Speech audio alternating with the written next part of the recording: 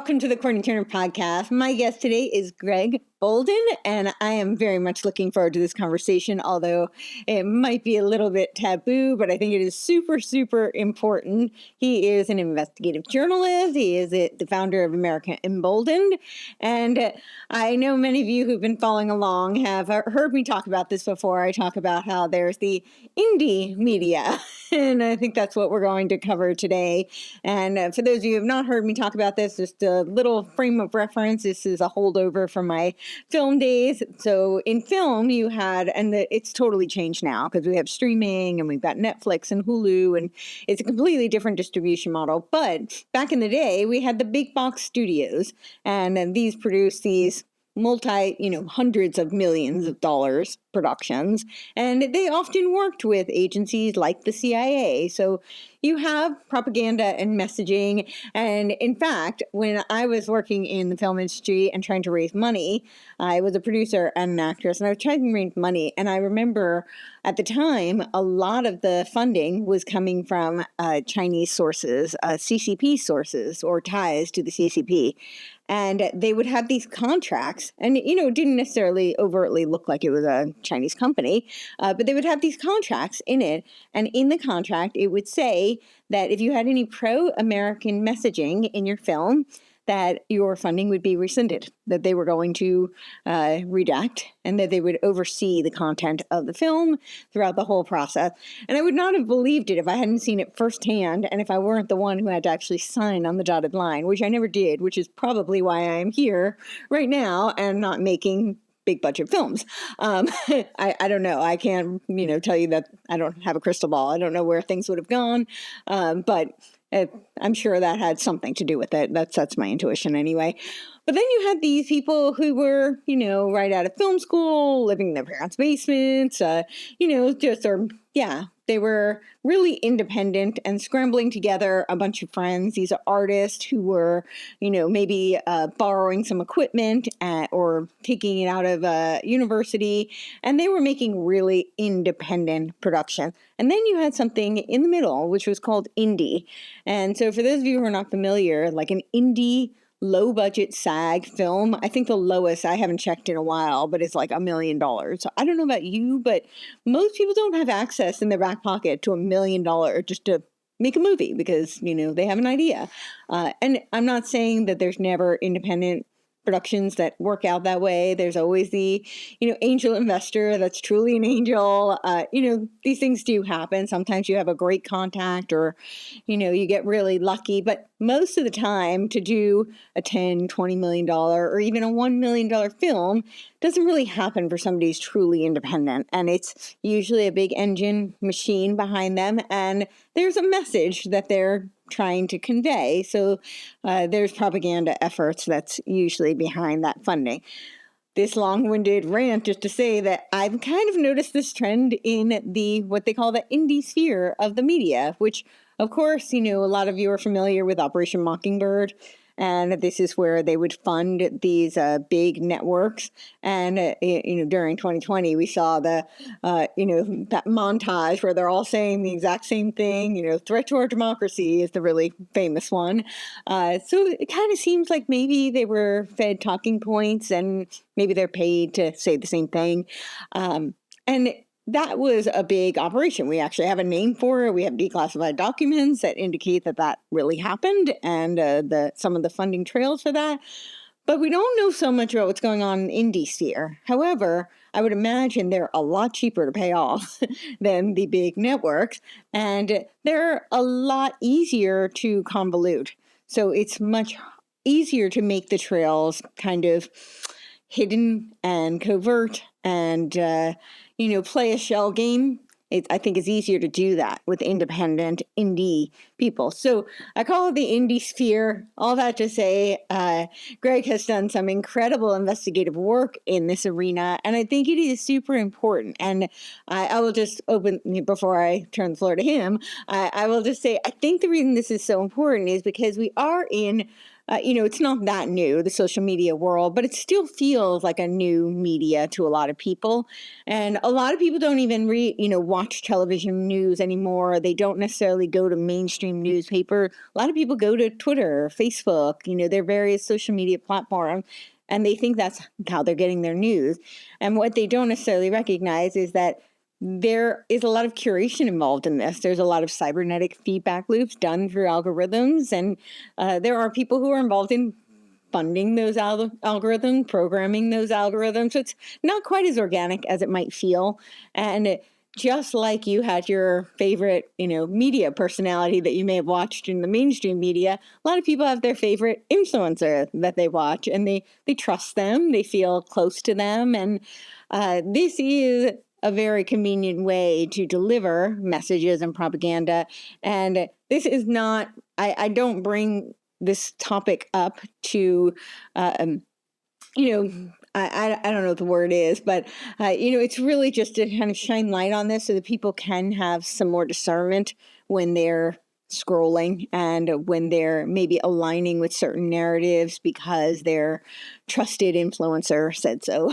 So that's, yeah. So, Greg, I'll turn it over to you. That was really a long-winded rant. I apologize for all that, but I thought it would give some context to the, kind of where I'm coming from and why I appreciate the work you're doing so much. I'm glad to be here. I guess I will tell a little bit about myself Yeah, please to do. allow people to know my background. Yeah. I spent about 2.5 years after COVID tyranny trying to educate people about their sovereign rights.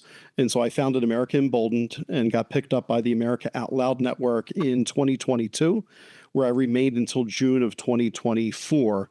And took the show completely solo and then started adding voices on to create my own network. And so I've worked up to about 6 different shows, and I got more shows onboarding. And I can tell you, we're not part of the independent media. Everything is done straight out of my house and my office, team of one person making all this stuff happen. So my eye is crucially always around all the other individuals that are major players. And I've often watched my own social media feeds and the numbers and analytics and seen the way the game is played. And I wondered, well, what's going on here? And I got my first taste of it actually in the summer of July 2023. I outed the account Courtney Marsh. Now, if you remember that account, it was one that was kind of trolling both conservatives and Democrats, made a post about Justice Chief Roberts that was inadvertently racist in a way that just made people uncomfortable. And I started researching this account more and more and pulling back the layers. I discovered that the Washington Post was going to run a story, but they refused to tell the second half of it. So I put all the details completely out there, what I had, started speaking with people, and my life came apart at the seams over the course of the next 3 weeks. We're talking 12.5 million views on that story on the X format. I blew up. People were telling me that my life was in danger. I had people from Michael Schellenberger calling me, having conversations via space. I had the BBC, the Washington Examiner, and my account got shut off like that. No one could add me. They were telling me that they were unable to follow my account. My content got completely buried. And later, I would find out last year what exactly happened.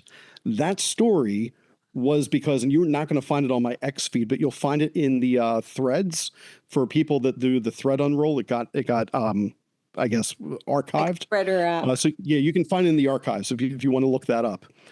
That story I archived because I had it removed from my account because I realized I was in physical danger.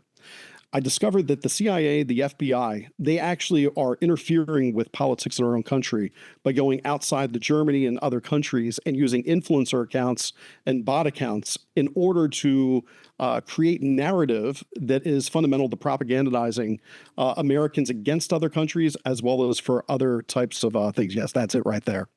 And I think when that got first, it probably had like 5 million views or 3 million views or something. That thread completely changed my life as a journalist because as this reporter from the Washington Examiner said to me, he said, Greg, when you work on stories like this, you're pulling at the crop out of the ground and you forget that there's going to be a person rooted on the other end. Be careful.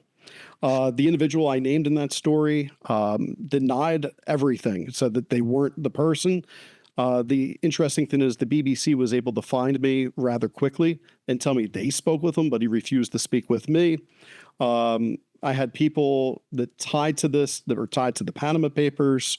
It just got really deep, thick in the woods. And then I watched as the social media network, people stole my work and they rewrote my post verbatim. And these are accounts with 200, 300, 400,000 followers in the conservative movement. And I'm going, wait a minute. This is my work. I literally wrote this at my in-laws' home as I was sourcing on my laptop. These are my words.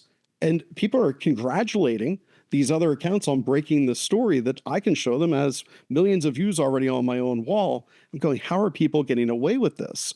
And as I started calling some individuals out about it, I was hit with, you're just jealous that they have a following. You're trying to be relevant. I'm going, it's my story. What are you talking about? Right. I'll give credit to Viva Fry. Viva Fry put me on the show to be able to tell the story right at the get-go. He's like, tell me what's going on. And at that time, I didn't understand whether this person was artificial intelligence in the sense that it was somebody whose image was created or if it was a real person. I later found Courtney Ballesteros, whose image was used as Erica Marsh. But you know what I've never got? I've never gotten answers from Elon Musk or the Twitter format, X format, on how did they verify this account with this image when this young lady in Florida was trying to say that the news media, that is me, that's my photo, I'm not running this account. People willfully ignored her, and it really started to pull this veil back that social media is not the trusting thing that people believe it is. People are getting catfished, which led me to the story eventually at the end of 2024 that we're going to talk about tonight. Or maybe this afternoon, whenever this is airing, I apologize. But we're going to be talking about today, you and I, because I was able to uncover when a network went down. I noticed that many people that I had hosted on America Emboldened, they lost their check marks all at the same time. I was like, this cannot be coincidence. And so I started speaking with them, and I was shocked that many were willing to speak off the record. And one of my friends was able to speak on the record and provide the receipts, which led to other people to provide receipts for me. And that just created an entire watershed moment where now I don't believe much that comes out of the Democrat movement or the conservative movement. It's all controlled opposition, controlled propaganda, and people better wisen up really quickly about who they're following and where they're getting their news, because everything's being curated for you that's coming across your feed for the most part. Yes, and I would just add to that. I think there's a whole movement, and they really do see themselves as indie, who they claim to be outside of the two-party system, right? They're independent or whatever. They're not left, right, and I think there's a huge op going on there too. Oh, yeah. Yeah, I mean, so just for the record, I mean, I don't talk outside of school, but Right. I will share everything and be completely transparent with people. Yeah. Laura Loomer is in my direct messages. After the story broke, she wanted a retraction that she felt like I was blaming her. And my response was, I wasn't blaming you for conservative OG, and we'll get into this in a moment. Yeah. But I wasn't blaming her for what happened. I was exposing, starting with her and talking about this blue check mark, about this entire other network and connections. And recently, she affiliated again, and they were using her brand and Mario Narfal's brand. And we'll get into that today because I haven't even posted things about this, but I'll reveal that for everybody so you can kind of investigate yourself. But after I contacted her, she actually ended her affiliation with them, and they've removed that branding imaging from their X feed and from their website.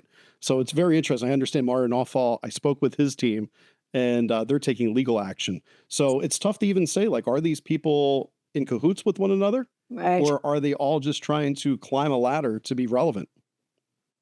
And I don't know which one which one it is, but it seems like it might be both, possibly. Who knows? But yeah, so let's dive into this. Where do you want to start with it? And so we can start at the beginning. I think your producer kind of had the secret payouts part 1, part 2. So we can kind of go into that to start. Okay. So basically, what you need to know, there was this whole thing with H-1B visa conversation. And I was celebrating the Christmas holiday up at my in-laws, and I'm looking at social media, and it's blowing up with this. But I'm looking at the news, and I can't find anything on Associated Press, Reuters. So it's the biggest story on Elon Musk's platform, Yep. but there's no mention of it outside of there. And so I'm kind of confused. I'm looking at this story going, wait a minute, what's going on with the fact that this narrative's out there, but it seems to be something that's being forced that no one else seems concerned about H-1B visas. Right. And I see all these accounts go down, and that leads to this story with secret payouts and this pack that I discovered that was bypassing the transparency. So there was this account, and they were known as Conservative OG. They're still out there at Conservative OG. When I started investigating the story, you'll see in my thread too, it's in my highlights if he wants to bring this up. This is kind of a second part about Preston Para. Right there. There it is. That part one, Preston Para sends me a message, and I included it further down the thread, but he basically tells me, like, good luck with my conspiratorial. I won't use some of his language because I don't talk like that. But basically, it just says that I'm conspiratorial, that this isn't journalism, and basically, I need to be able to be an oratory, which joke's on him because I've presented nationally throughout my career. So he made a big mistake there. But the good news was when he sent this message to me, I immediately knew who was behind the Conservative OG account, because then I was like, oh, well, that was a missing piece of the puzzle for me. Now I understand it. So basically, to take the story for listeners piece by piece, when you are a Conservative OG, which was run by Conservative PAC, which is an LLC that was raising money, working with the Young Republicans Club in New York. Gavin Wax was there. This ties to a ton of people. Laura Loomer received an affiliate badge from them, as well as many other people. It's actually over likely 200 people that had conservative badges, which is like $50 a month. So we're talking about a big bankroll here in order to pay for all these badges. And I have screenshots I didn't put out there because, quite honestly, I wanted to protect some of the people that wanted to stay affiliated with Conservative OG. And they showed me screenshots where they were just in chat rooms, in group chats, giving out badges saying, we got to get Donald Trump elected. So you get a badge, you get a badge, you get a badge. And so it was like candy, but keep in mind, $50 a month, every single badge being given out. You're looking at probably, tens of thousands of dollars just in badges. Wow. And Laura Loomer was one of the people that had a badge. Now, Laura Loomer doxed one of Donald Trump's picks for the senior advisor position for artificial intelligence.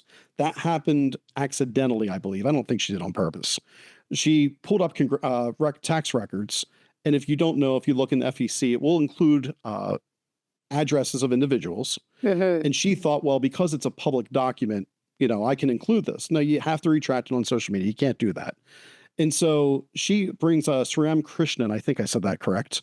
She doxes him, gives an address. And the ironic part is it's somebody else's address. I don't even think she had the right person at the time. X sends her a notification, which I was able to grab the screenshot before it went away, that they got her for posting private information. When she loses that check mark, everybody's check mark gets lost as well for the violation because you're responsible for your affiliates. So Conservative OG lost their check mark, and every single one of them. Well, the narrative had to be put together rather quickly at this point in time of, oh, why did they take this away?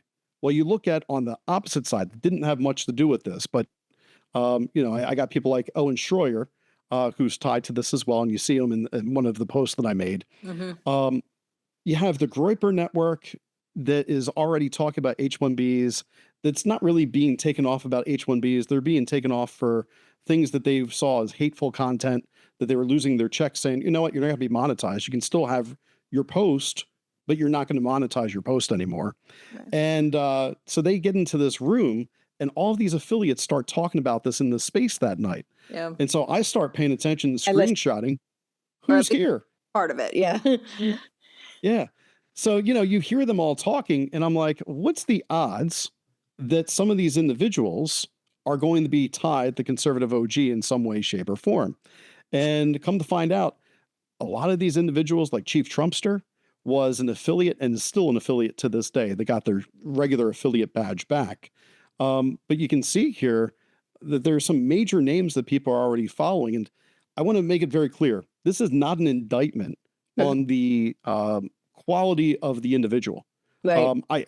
These might be absolutely fine human beings.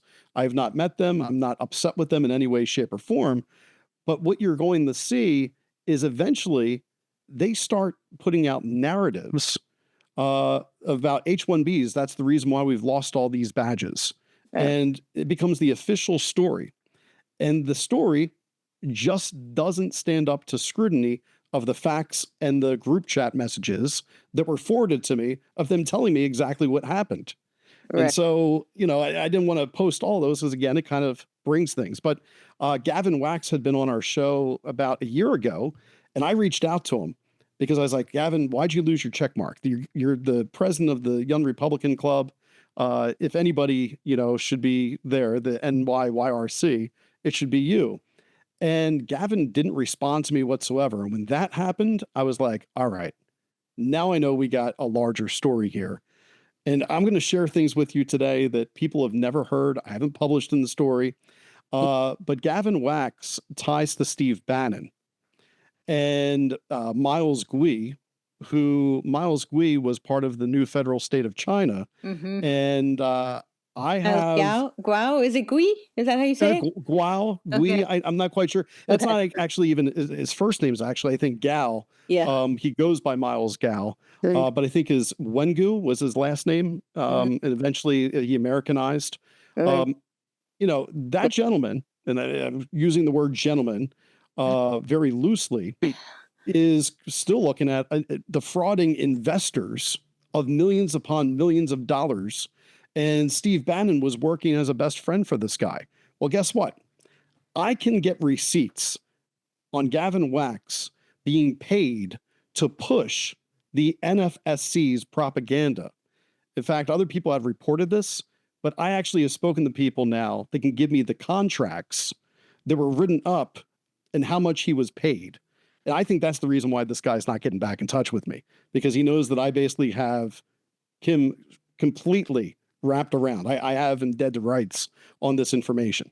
So this story, as you start seeing Gavin Wax, Laura Loomer, I start to peel back the layers and go, hey, what else is going on with this? Who are the major players? Who's going to be involved in it? And that's when I noticed, this chat room that we had. And I was like, let me just go through every single one and let me figure out who conservative OG is. So that's when I decided to go in the public records and figured out that conservative OG linked back to conservativeofficial.com. I found their FCC committee ID. And then I was able to find out that through Open Secrets, Greg Disser, known as Gregory Disser, was the acting treasurer. So, investigative journalist, I reach out to him on LinkedIn and he writes me back right away.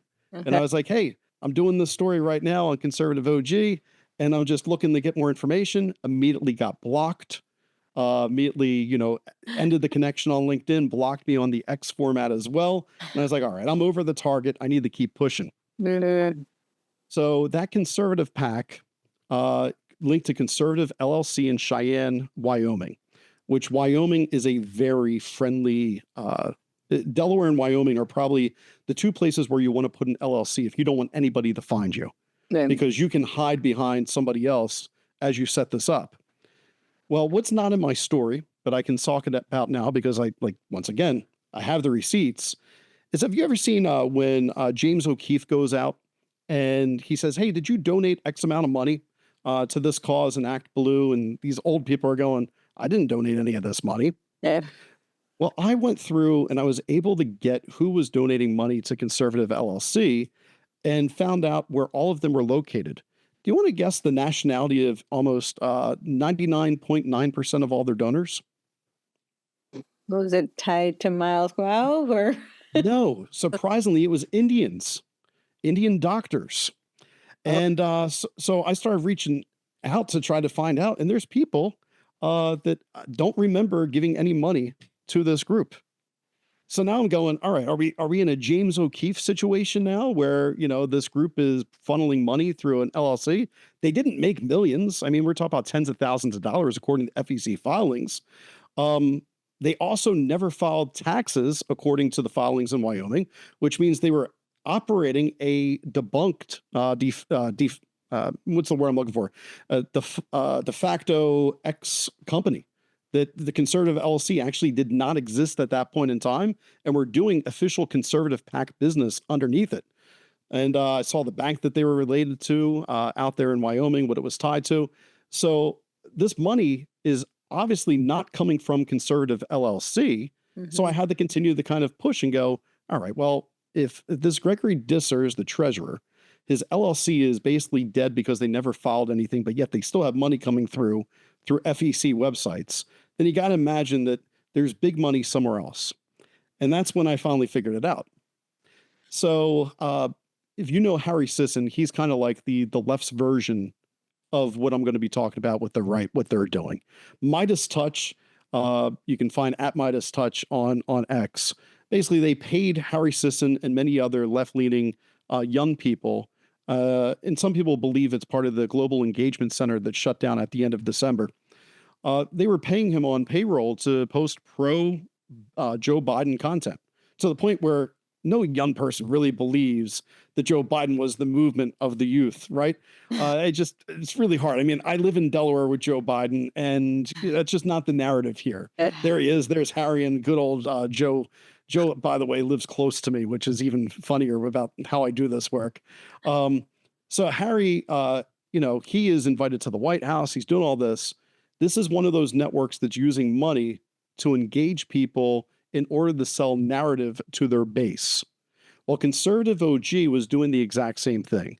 They were selling narrative to their base. Now, was there anything wrong with that?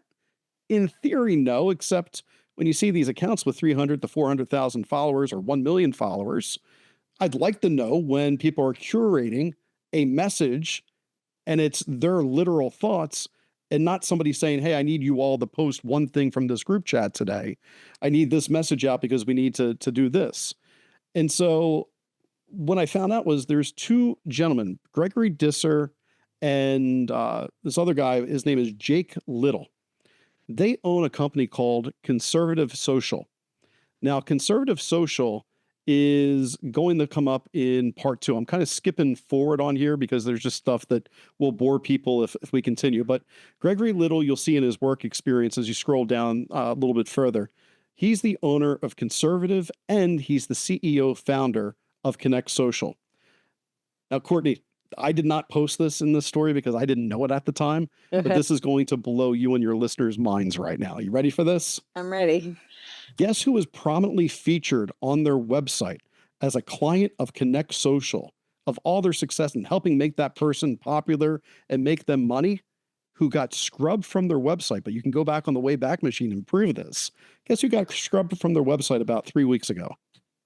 Oh, I don't know. I'm going to... All right. The conservative darling, Dan Bongino.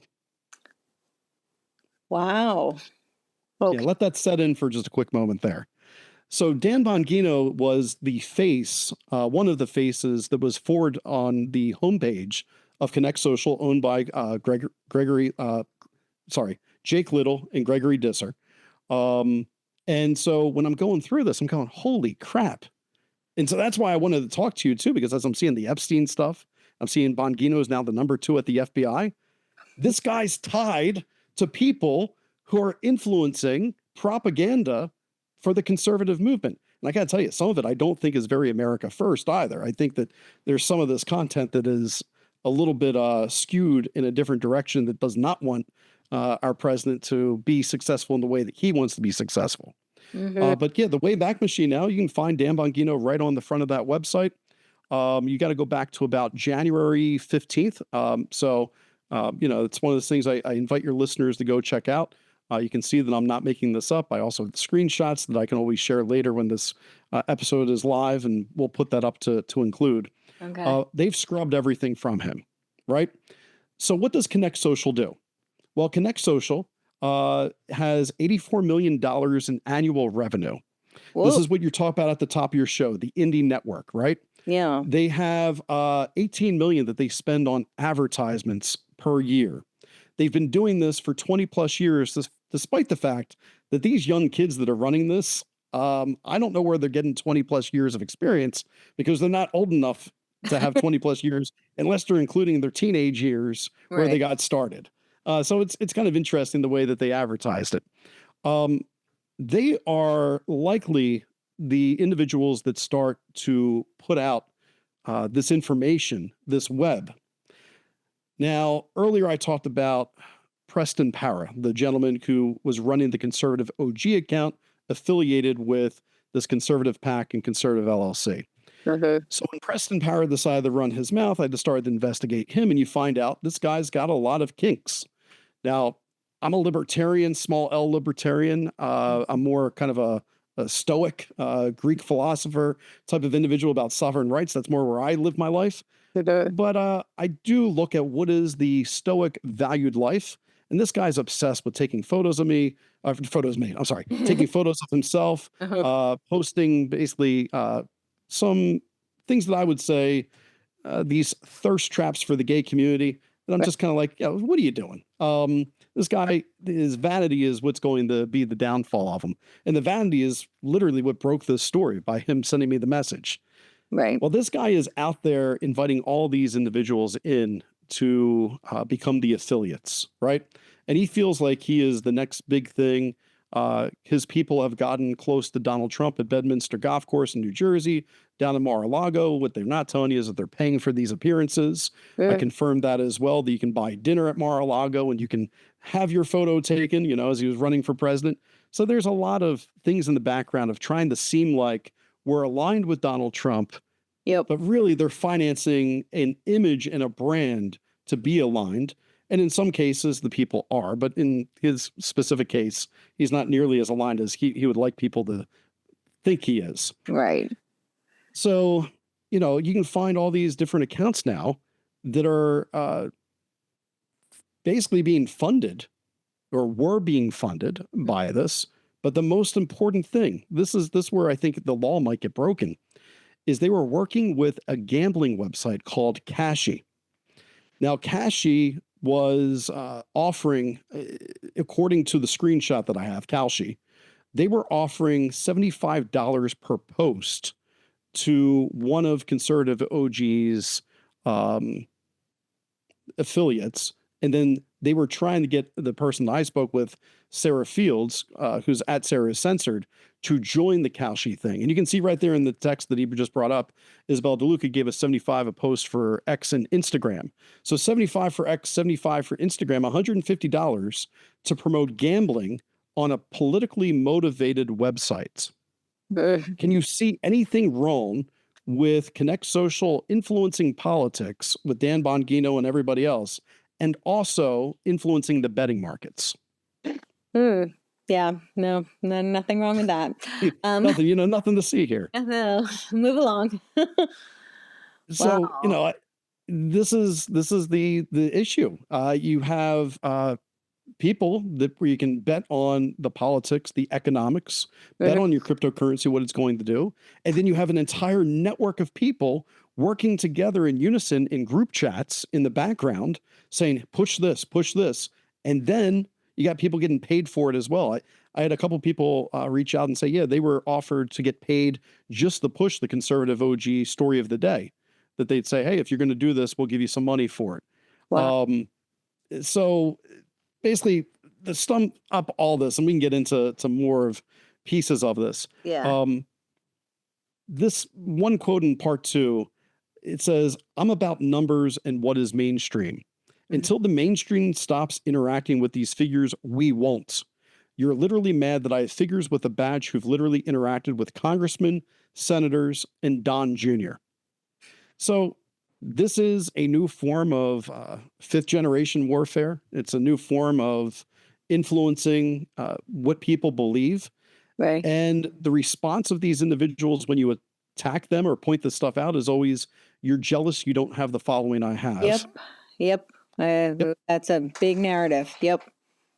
And, for the low IQ, they fall for that. The Yep. low IQ, and I will call people low IQ to their face because there are low IQ people out there that are falling for these stories repeatedly. Yep. And I hope that you find honest voices that are trying to elevate the message and truth over their own wallets and pocketbooks. But this is a major issue, and it ties to Jeffrey Epstein now because of what happened a few weeks ago when I reached out to you and I was like, hey, I know you wanted to get me on the show. I wasn't really willing to speak about it at the time, All right. but the Trump administration now is playing the same game that Joe Biden played with the Global Engagement Center. He invites all of these social media influencers. They're not journalists. Mhm. Please do not call them journalists. That's a harm to people who actually do honest journalism every single day. Sure. He calls all these influencers and they give them a binder of information that, quite honestly, I've had all that information unredacted for over 3 years. Yep. There was nothing that Pam Bondi put out that was brand new in all of that. Yeah, you'll see here. I see you have Shane up. That's him at Bedminster Golf Course. Mhm. Shane is known for going and making videos and asking people on the street, kind of a man on the street type of thing. Mhm. He's very big on Instagram, but he's tied to them as well. So that is very long-winded. I apologize. I hope that I've explained it pretty well as far as the story. What would you like to know? Because there's plenty of info. I just don't know where to fill in the blanks. Yeah. Well, I guess my first question is about motive. Obviously, there's financial incentives, but it seems like it's a little bit deeper than that. What are your thoughts? Yeah, so I think there's two things. One, I think the motive was about getting Donald Trump elected. Number one, I don't think that it was a nefarious product of a motive of, what is the inner workings of buying off senators or any of that. It Mm. was, there's an election coming up. This conservative group wanted to make sure Donald Trump got elected. No fault in that. And the While they're doing this, though, there are individuals in the background that are concerned more about the company that they're running as far as marketing and influence. mm, And you have larger players in the background. This is the reason why I brought up Steve Bannon mhm. earlier, that are looking for political favors. People that are looking for, well, how do I get connected? So I pointed out the account at Bueno for Miami because I noticed that she was at the Young Republicans Club and she had been reposting Thomas Massey content, and she never responded about whether or not she was paid to post in her accounts. But I just thought it was interesting. There she is standing right in front of Conservative PAC, the Conservative LLC, the Young Republicans, and she's seen my story. I know she hasn't reposted it. Mhm. But her and tied to Thomas Massey, I started watching the narrative. I'm going, these people are tied to Thomas Massey as well. It's kind of interesting. Like they're trying to get into his good graces Seen, because they're constantly writing him up. I've seen Fuentes tied to Massey too. There's some, Yes. yes. There's a bunch of people that are trying to get their political favors in. So when you say, what's the motive? I think the motive at first was to get Donald Trump elected, but there was a secondary motive of we're going to increase our reach and our brand because if we're successful and all these people are successful, it's more money coming in advertisers for their podcast, for their X feeds. We can work out shares for, how much you're going to pay us a month, $1,000 a month for us to promote your account to more people. So you make $20,000. That's a good investment. If I said to you right now, Courtney, hey, if you pay me $1,000 a month, I'm going to make you $20,000 a month. Are you going to pay it? Absolutely. Sounds like a good deal. Right? Yeah, it sounds like a good deal. I don't blame people for taking these deals, but the motive is money, clout, being able to say that they have reach in these platforms and become celebrity-like, and it's not virtuous. It's not something that I think you could look back and say, what I've done is make America better. I think what you would say is you've made America a little bit more disruptive because you're narrative based and not truth based. Right. And when you were saying you had brought up Bannon's connection, you were saying because he is looking for political favors. And you, Well, but Bannon sees himself, I think, as a string puller, right? He's a strategist. You can go back to the days of Breitbart and even coming into Trump's first administration. and Uh, naval intelligence background. That, Absolutely. Naval intelligence background. And once naval intelligence, always naval intelligence. You can look at like people like General Michael Flynn, who talks about 5G warfare. And I think that these individuals, they all tie well together as far as are we seeing networks that understand how 5G warfare works. And so it's the new form of propaganda and creating these networks that are very lucrative for money. One of the big things that's happening over the past couple of weeks, and it's ironic to me, I was raised Catholic my entire life, went to Catholic school from kindergarten straight through all my college and master's work. I got Mary up over top my shoulder. That's authentic. Like I literally pray a rosary every time I go on a walk.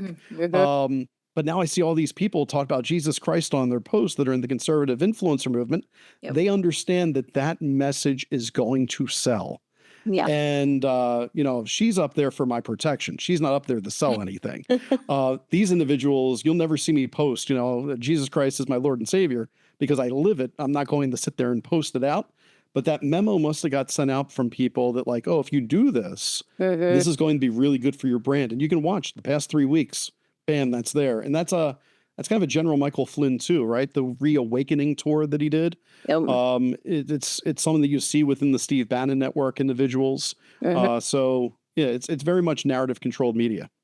Yes. So with the narrative control, do you think that so obviously there's some financial ties, right? Branding, Right. marketing, and soliciting for your, investors, essentially, whether it be just through like, click, shares, or directly.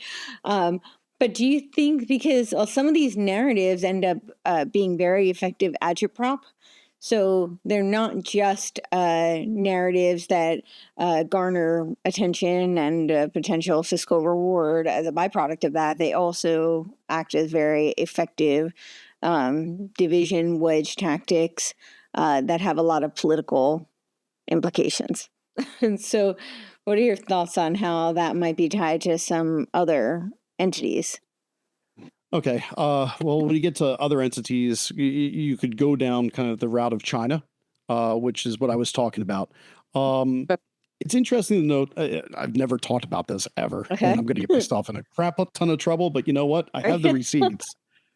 All right. When we talk about the new federal state of China, the whole purpose of them, if you're this first time ever hearing the NFSC, was to combat the Chinese Communist Party.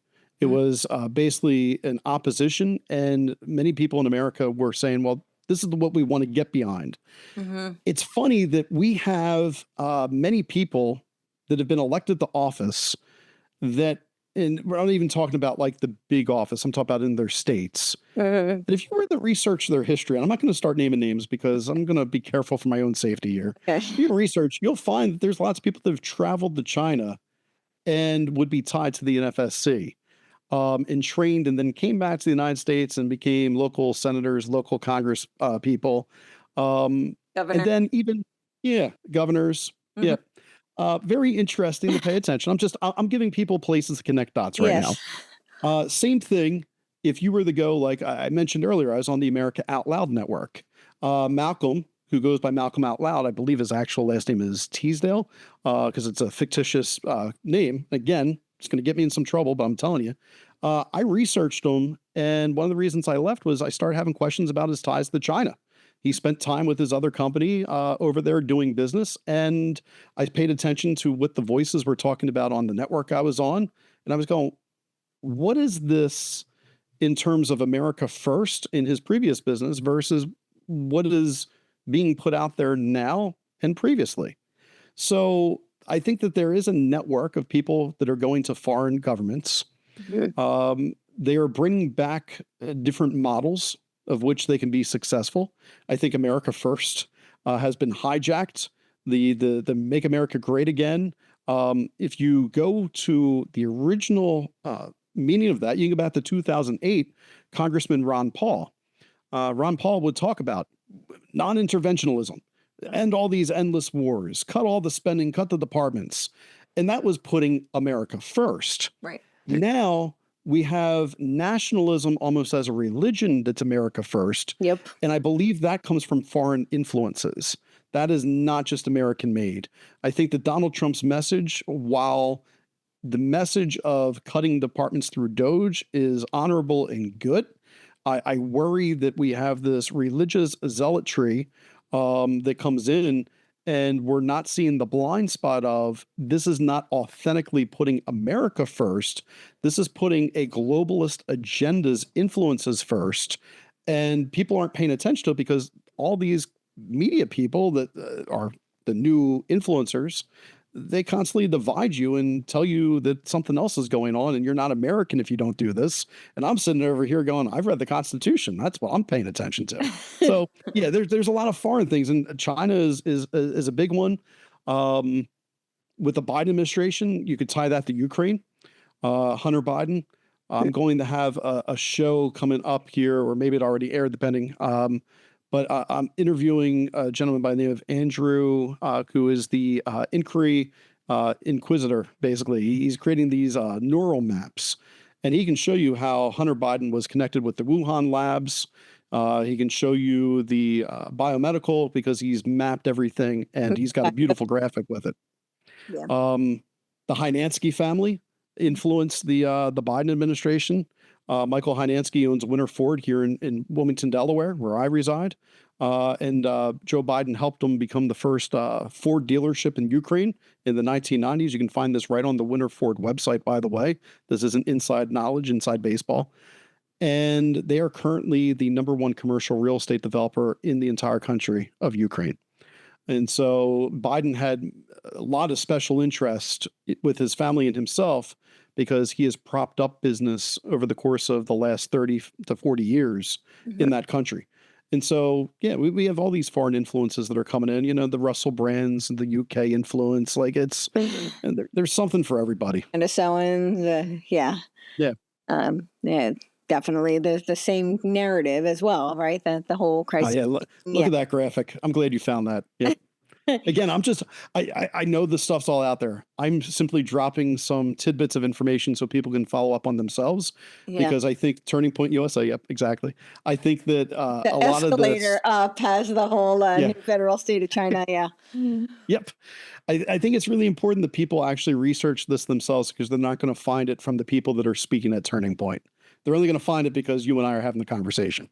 Yeah, absolutely. And for people to know, and I'm curious your thoughts on this because the whole narrative is that they're fighting the CCP, right? And that they're, but they are a very kind of a theosophical adjacent, right? The whole, they are, yes. Ties to Falun Gong and yes. Yeah. So, I mean, when you talk about whether or not they're better for human rights, you know, that would depend on how you believe what a human right is. Basically, I would say that most of what's coming out of China right now, you have some individuals have been paid off. Matter of fact, I hosted two of them on my show by accident, but they're telling me how great everything was in China and that social credit scores and systems don't exist in China. And I'm sitting there going, I'm not going to believe my eyes and ears. No, buddy. Like I actually know that these things exist because I've interviewed the banks that have set them all up. Yeah. I mean, basically when you get into this group, you can look at their work during COVID and information. Epic Times. Yeah. You can go into, I think it was Hunter Biden and the, I'm trying to remember NFSC's Hunter Biden. There's a tie to him too, but I off the top of my head, I'm not remembering exactly what it was, but you can kind of get into, I think I didn't know what it was.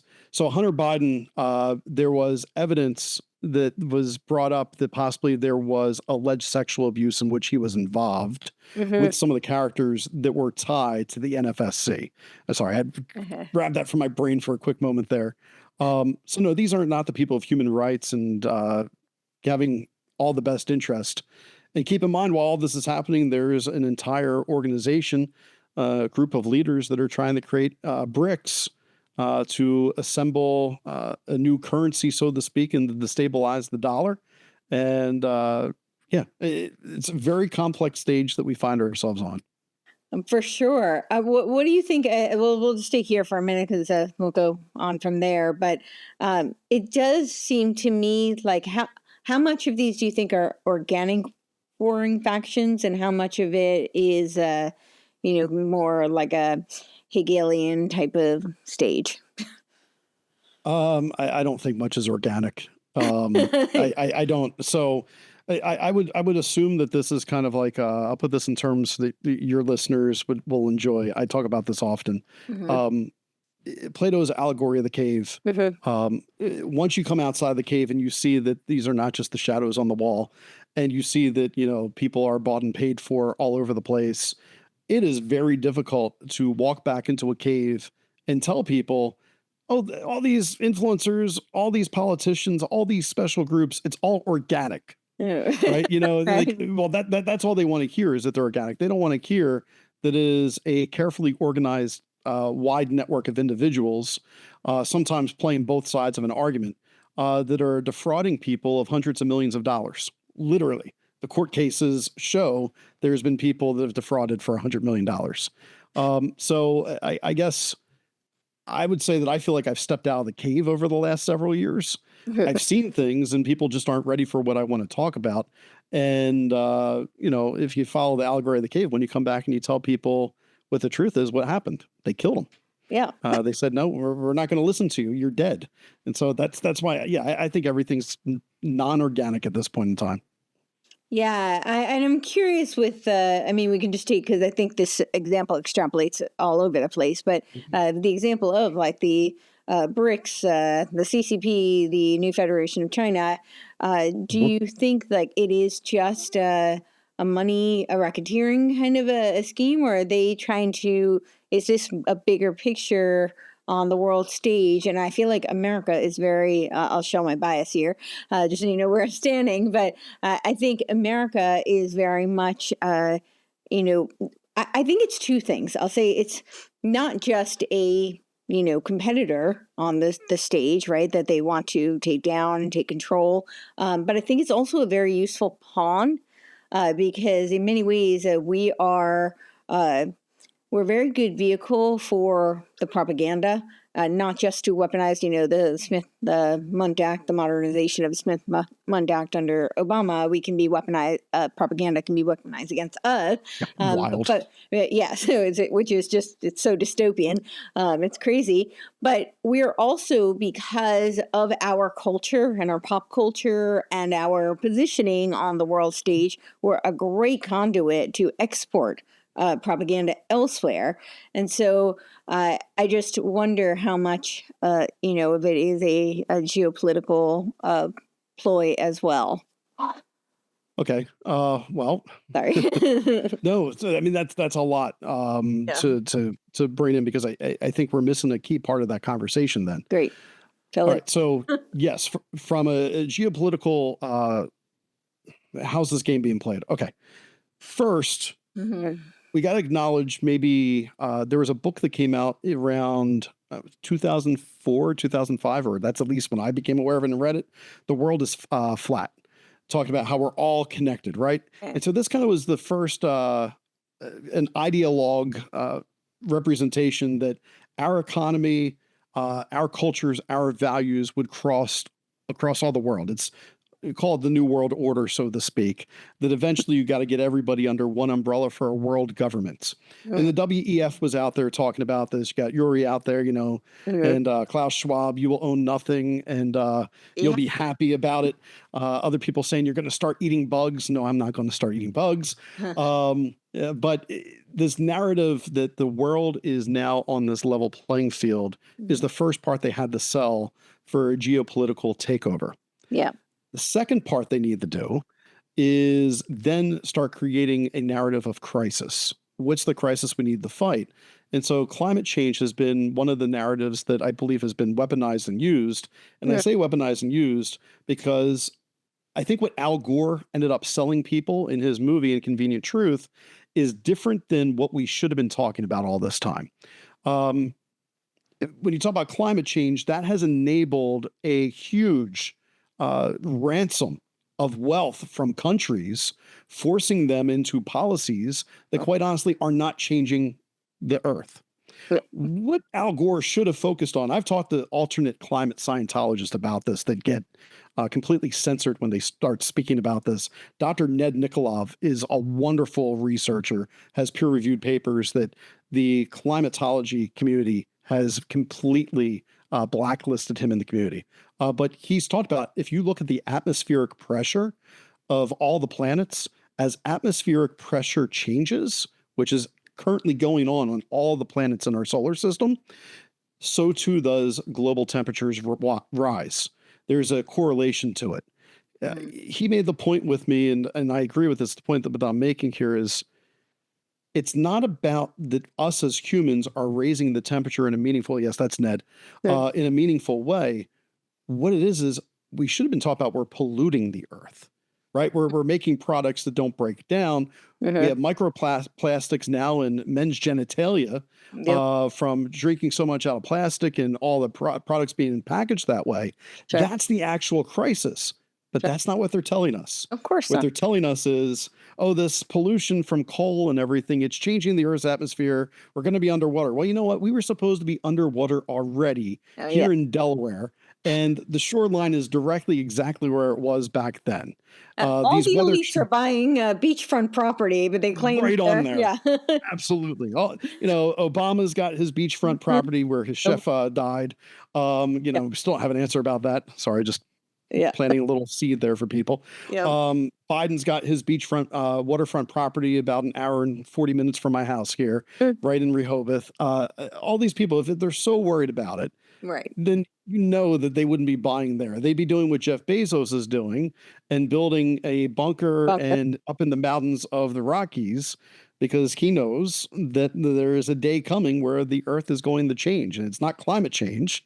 So I think that all these people are trying to get a money grab at the present moment, because they know that money grab they're not going to be able to do in the future when the earth goes through a rapid change. But that's a conversation that would sidetrack us into a completely different. Yeah, and I'll just wrap that conversation up. The Club of Rome, who's been a huge progenitor of this whole narrative, their Limits to Growth document that's predicated on the Malthusian lie, they admitted in their own Global Revolution document in 1992, 20 years later, that it was propaganda. They didn't use those words, but they said that they had to come up with a common enemy to rally people behind this, climate junk science. And so they decided the enemy of humanity was man.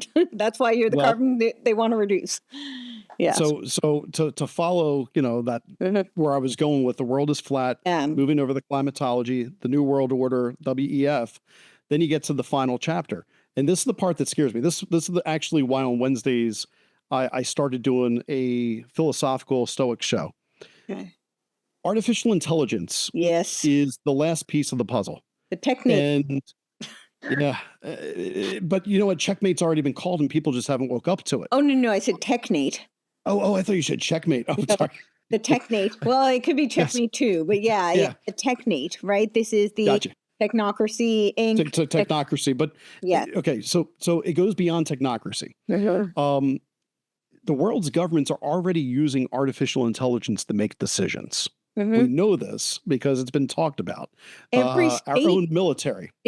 Every state in the United States has meetings on them. I think in my state it's in May, but this is on digital governance. Yeah. Correct. Yep. So we have this digital governance now, which I personally think that if we were ever going to see people step up and say enough is enough, the time to do that was during COVID tyranny. And they conditioned people to not stand up for their individual rights. Yep. I'm not here to get political about, abortion rights and stuff, but all the people shouting my body, my rights were the first people saying, screw that person. They shouldn't be able to go see grandma in the hospital unless they're vaccinated. The hell with your body and your rights at that point in time. The hypocrisy was deafening.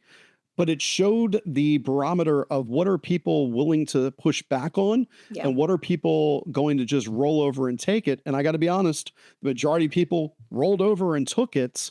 And we're seeing now artificial intelligence can be rolled out in a way where I don't think the government has to worry about an uprising of people saying that this is going to ruin our rights because people don't even understand what their sovereign rights are. If you say to somebody now, what does it mean to have inherent rights as a human being?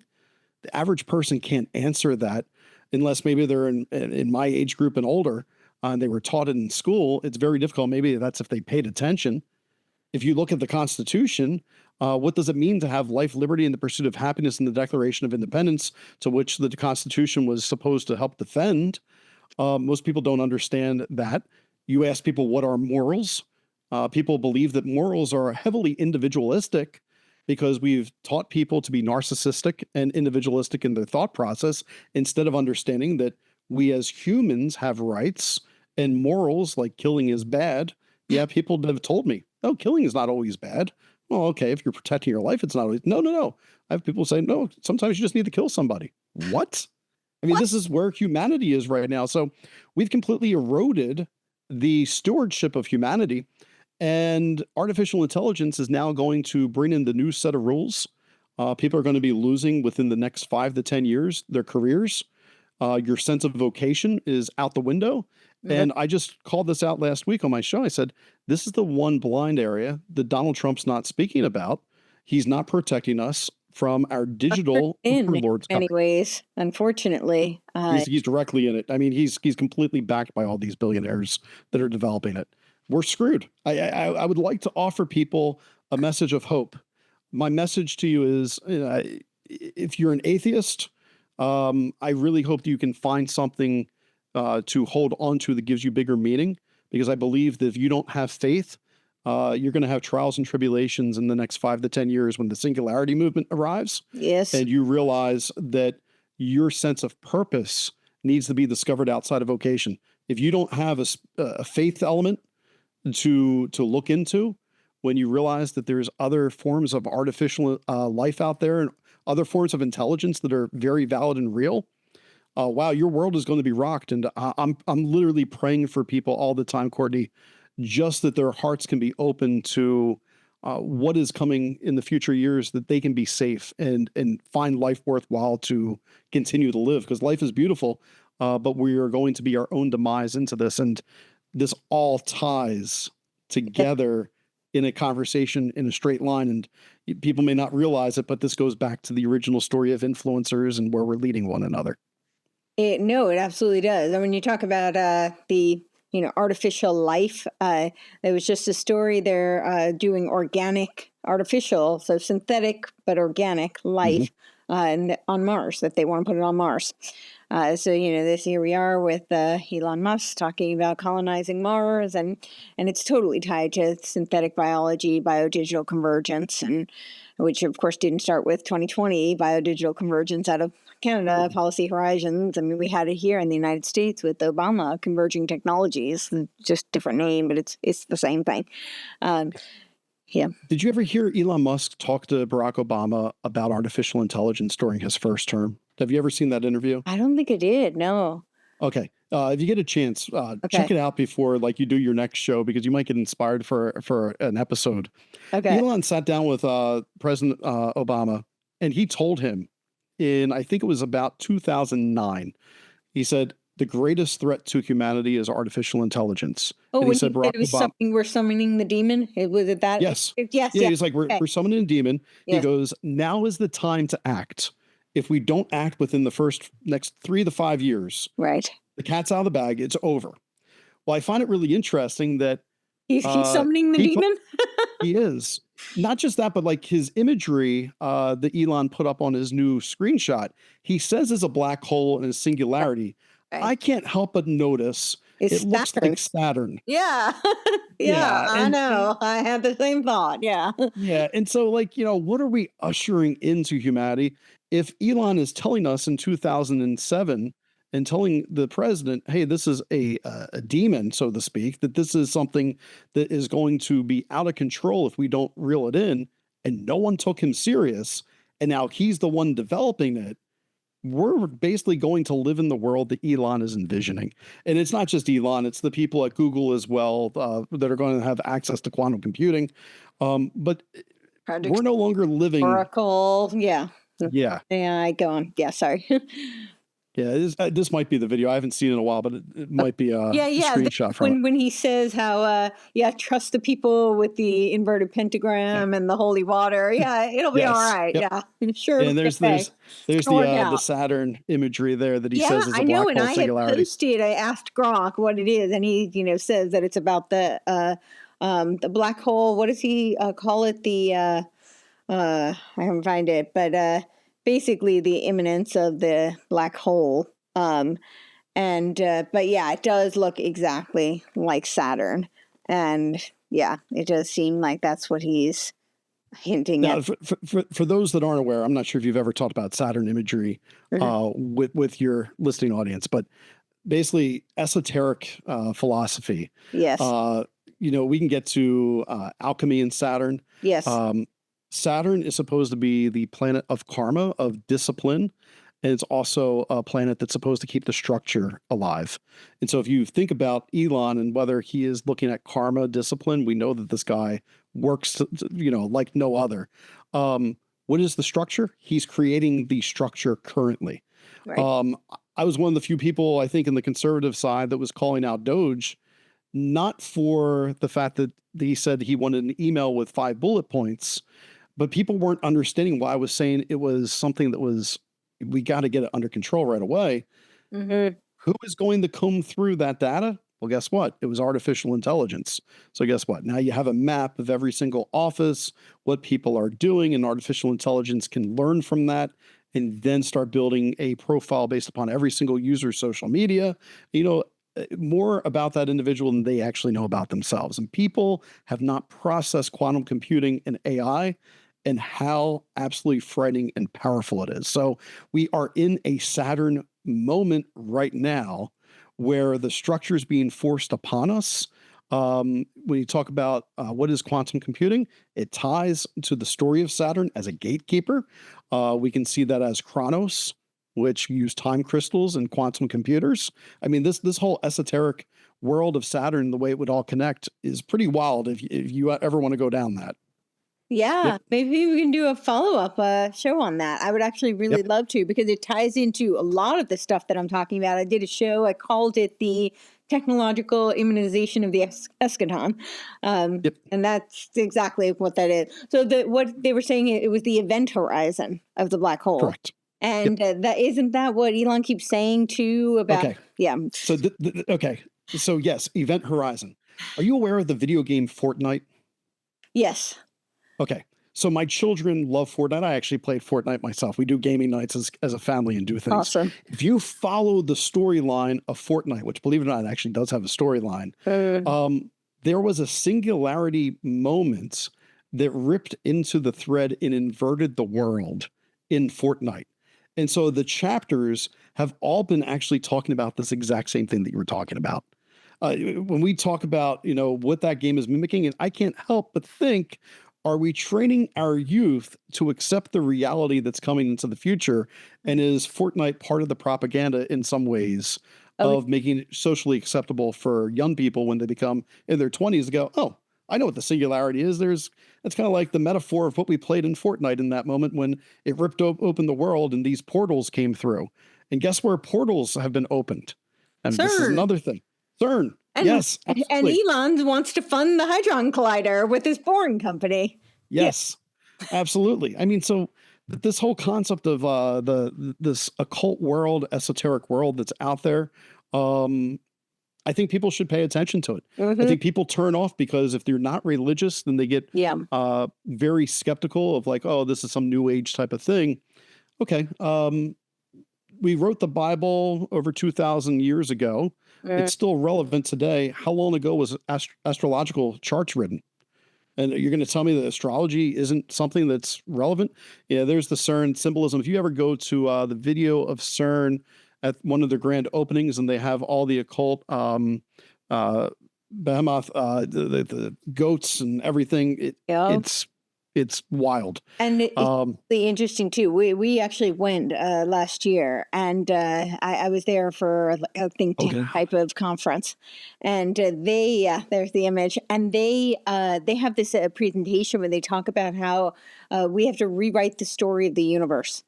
And this is straight out of the officeofthefuture.com. You can find this, the first values and first principles on evolving perennialism, right? So here we go, the Mhm. philosophical occult, right?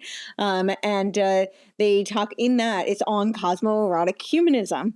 And this is David Temple, who is a pen name for three people. I don't know why they use a pen name because their names are disclosed, but whatever. But it's Zach Stein and Mark Gaffney. So Zach Stein was last year inducted into the Club of Rome. Mark Gaffney is doing his Eros Mystery Schools. He's reviving the ancient mysteries, and he says that he's partnering with our Aubrey Marcus to, popularize this. And then, of course, Kenneth Wilber, who has his quadrants, his theory of integralism, which is, kind of eerily reminiscent of Jung's quaternity, where one head was one quadrant was Satan, Godhead. But yeah, so they're talking about cosmoerotic humanism, and in this,